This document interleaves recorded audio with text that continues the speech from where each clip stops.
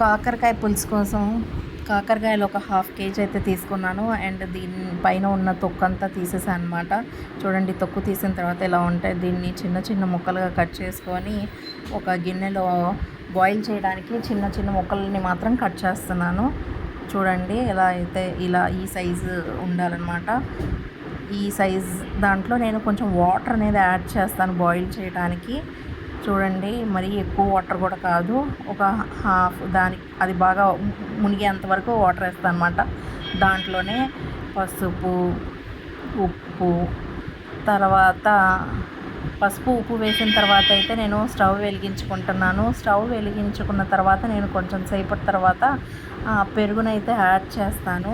అయితే నా దగ్గర ఇది లెఫ్ట్ ఓవర్ పెరుగు అనమాట, మిగిలిపోయిన పెరుగు రైతా, అది యాడ్ చేసేసాను. అలా కూడా యాడ్ చేసుకోవచ్చు. గ్రేవీ కోసం అయితే నేను ఆనియన్స్ని పెద్ద ముక్కలుగా కట్ చేసుకొని మిక్సీ జార్లో మెత్త పేస్ట్ లాగా పట్టేస్తాను అనమాట. దీంట్లోనే ఈ ఉల్లిపాయల్లో నేను జీలకర్ర, తర్వాత ఎండు కొబ్బరి ఉంటుంది కదా, ఆ ఎండు కొబ్బరి గ్రేవీ కోసం అనమాట. థిక్నెస్ అయితే ఇస్తుంది, టేస్ట్ కూడా మంచిగా ఉంటుంది. ఇప్పుడు మా కాకరకాయలు అయితే ఉడికిపోయాయి. చూడండి ఉడికి ఎలా ఉన్నాయో. అండ్ పేస్ట్ కూడా రెడీ అయిపోయింది. పేస్ట్ కూడా ఇలా వస్తుంది అనమాట. ఇప్పుడు నేను ఒక వేరే గిన్నె తీసుకొని దాంట్లో ఆయిల్ పోసి ఇప్పుడు ఏదైతే ఉడికించి పెట్టుకున్నామో ఆ కాకరకాయలని ఫ్రై చేస్తాను. చూడండి, ఆయిల్ హీట్ అయిపోయింది. ఇప్పుడు నేను ఉడికించి పెట్టుకున్న కాకరకాయలు ఏదైతే ఉన్నాయో ఆ కాకరకాయలని ఫ్రై చేస్తున్నాను. అది మంచి గోల్డెన్ బ్రౌన్ కలర్లో వచ్చేంత వరకు ఫ్రై చేయాలి. గోల్డెన్ బ్రౌన్ వచ్చిన తర్వాత దాన్ని ఒక సపరేట్ ప్లేట్లో తీసుకుంటాను అనమాట. చూడండి, ఇదిగోండి గోల్డెన్ బ్రౌన్ వచ్చింది. దీన్ని ఇప్పుడు నేను సపరేట్ బౌల్లో తీసుకుంటాను. తీసుకొని దీంట్లోనే అది గ్రైండ్ చేసి పెట్టుకున్న ఆనియన్స్ ఏదైతే ఉందో పేస్ట్, దాన్ని ఫ్రై చేయడానికి అదే ఆయిల్లో వేసాను అనమాట. వేరే గిన్నె కూడా తీసుకోవచ్చు కావాలైతే. దీంట్లో మళ్ళీ నేను జింజర్ గార్లిక్ పేస్ట్ వేసాను.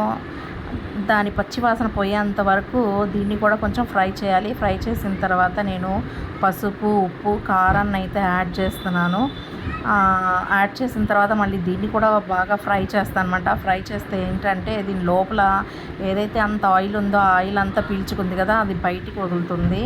అప్పుడే మనం ఈ ఫ్రై చేసి పెట్టుకున్న కాకరకాయలని కూడా వేసి కొంచెం ఫ్రై చేయాలి. అయితే నేను పెట్టుకున్నాను చింతపండు. ఆ చింతపండు రసాన్ని అయితే వేస్తున్నాను. వేసిన తర్వాత దీన్ని బాగా కలిపి కొంచెం వాటర్ అయితే అవసరం అవుతుంది. సో వాటర్ అనేది యాడ్ చేసి ఈ గ్రేవీని బాగా ఉడికించుకోవాలి. చూడండి, వాటర్ యాడ్ చేశాను. ఇప్పుడు ఎలా అయితే ఉడుకుతుందో చూడండి. ఇలా ఉడికి అది కొంచెం థిక్గా అయిపోతుందన్నమాట. అప్పుడు కరెక్ట్ దించే ముందు కొత్తిమీరని అయితే గార్నిష్ చేసుకొని, కొత్తిమీర టేస్ట్ కూడా వస్తుంది. అది కొంచెం సేపు ఉడుకుతుందన్నమాట. సో ఇంతేనండి, కాకరకాయ పులుసు అయితే రెడీ అయిపోయింది.